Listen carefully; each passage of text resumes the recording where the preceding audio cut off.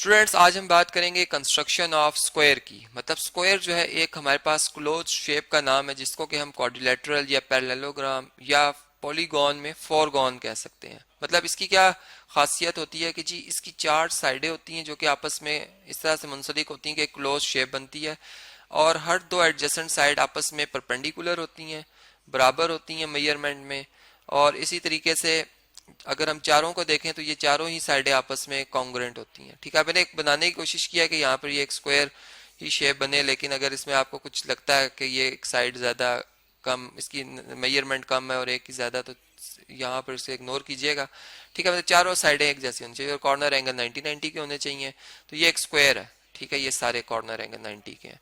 अब ऐसा है कि अगर हम इस स्क्वायर के अगर डायगनल्स ड्रॉ करना चाहें तो डायगनल्स किस तरह से ड्रॉ कर सकते हैं। अगर ये फर्स्ट करें ए वर्टेक्स है, ये बी है, ये सी है, ये डी है। ठीक है, तो अगर मैं बी और डी को मिला देता हूँ, ठीक है, एक स्ट्रेट लाइन बनेगी मेरे पास, लाइन सेगमेंट बनेगी बल्कि, क्योंकि एंड पॉइंट्स हैं इसके। ठीक है, तो ये एक बी डी डायगनल हो गया और एक डायगनल हमारे पास हो जाएगा ए सी। ये दो डायगनल है और ये दोनों डायगनल आपस में स्क्वायर के परपेंडिकुलर होते हैं और एक दूसरे के mid point, common mid point से गुजरते हैं। मतलब कि P से लेकर A तक अगर ये डिस्टेंस 1 यूनिट है तो P से C डिस्टेंस भी 1 होगा, P से लेकर D भी 1 होगा और P से B भी डिस्टेंस 1 होगा, सारे एक जैसे बराबर डिस्टेंस आएंगे। ठीक है, तो हम ये कहते हैं कि ये एक स्क्वायर है और ये इसकी खासियत है इसके डायगनल्स की। तो अब हम इस प्रॉपर्टी को नजर रखते हुए आज जो है एक स्क्वायर बनाने जाएंगे कि उसमें उसके डायगनल्स की वैल्यू गिवन होगी और हमने इसकी मदद से, डायगनल्स की मदद से जो है वो स्क्वायर को कंस्ट्रक्ट करना है। अब वो हम कैसे कंस्ट्रक्ट कर सकते हैं, अब हम इसको जरा समझते हैं।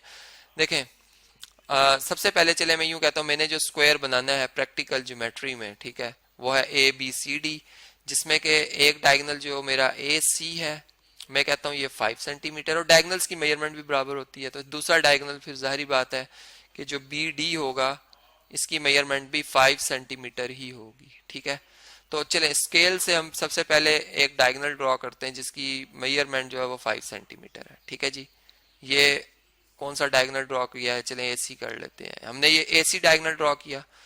अब ये एक लाइन सेगमेंट है हमारे लिए। ठीक है, इसका हमने मिड पॉइंट फाइंड करना है और मिड पॉइंट आप जानते हो क्या, कैसा पॉइंट होता है कि उस पॉइंट का फासला अगर मैं इस इस साइड पर जो राइट, या चलें इसको लेफ्ट कह लेते, लेफ्ट साइड पे जो हमारे पास पॉइंट आ रहा है, अगर मैं इस पी पॉइंट का ये फासला लेता हूँ, फर्स्ट करें 2 सेंटीमीटर है, तो पी से सी जो डिस्टेंस है ये भी 2 सेंटीमीटर। अगर मैंने टोटल 5 सेंटीमीटर की लाइन ड्रॉ की थी तो ये अगर 2.5 सेंटीमीटर है डिस्टेंस, तो ये वाला डिस्टेंस भी 2.5 सेंटीमीटर ही होगा। ठीक है, तो इस तरीके से ये हम जो है मिड पॉइंट तलाश करते हैं अभी।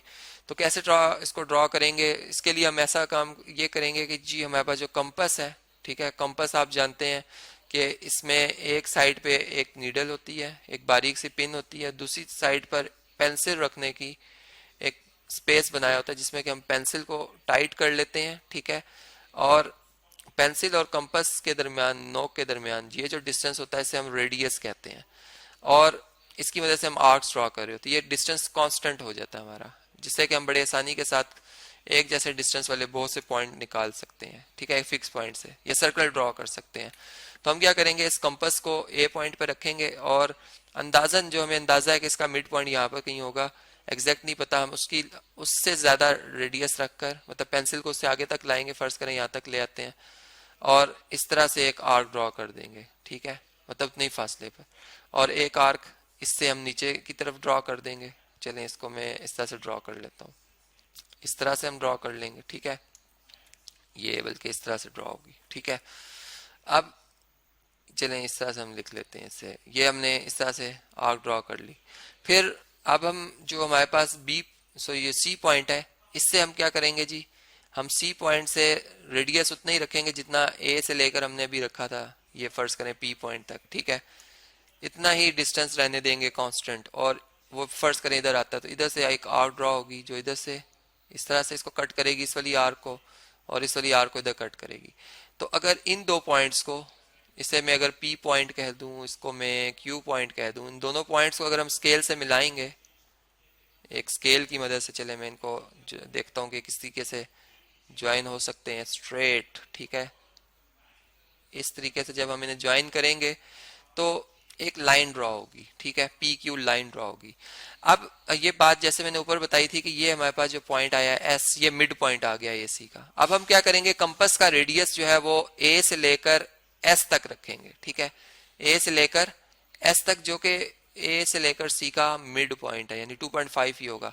अब ये जो हमारा यानी कंपास यहाँ पर आएगा, पेंसिल यहाँ तक आएगी। जब हम इसको रख लेंगे तो फिर हम अब कंपास को इधर रखेंगे एस पॉइंट पर और पेंसिल से यहाँ पर कट लगाएंगे।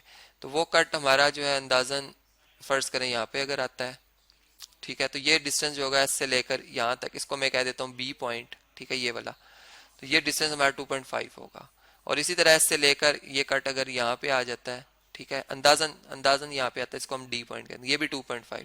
अब हम इन पॉइंट्स को पेंसिल की मदद मतलब जो है स्केल की मदद से हम इन पॉइंट्स को आपस में मिलाते जाएंगे, यानी इस तरह से एक ऑर्डर में कि ए से बी, बी से सी, सी से डी, इस तरह से हम इन्हें ज्वाइन कर देंगे इस तरह से। तो ये हमारे पास हमारा रिक्वायर्ड स्क्वायर आ जाएगा जिसकी चारों साइडें बराबर हैं, अपोजिट साइड्स पैरेलल हैं, एडजेसेंट साइड जो है वो आपस में परपेंडिकुलर होंगी। तो ये हमारा जो है वो रिक्वायर्ड स्क्वायर है ABCD जो कि हमने ड्रॉ करना था।